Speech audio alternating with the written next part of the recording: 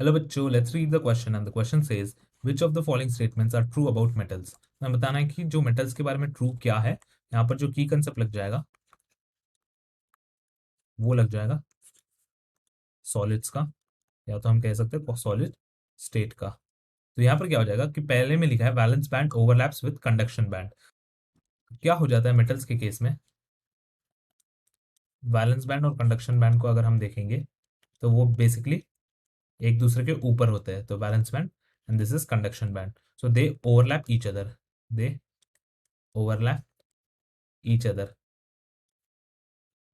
and that is the reason they can conduct electricity to them, that is the metals can conduct electricity to them, क्योंकि इन दोनों के बीच में कोई gap present नहीं होता। So first statement जो है वो ट्रू है, valence band overlaps with conduction band is true statement.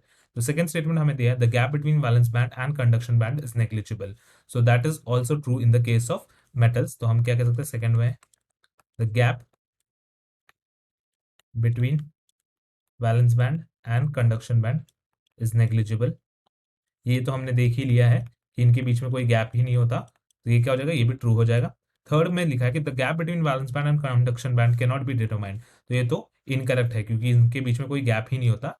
Here we have is valence band may remain partially filled. तो क्या हो जाता है फोर्थ में, वैलेंस बैंड क्या होता है, कभी कभी वैलेंस बैंड समटाइम्स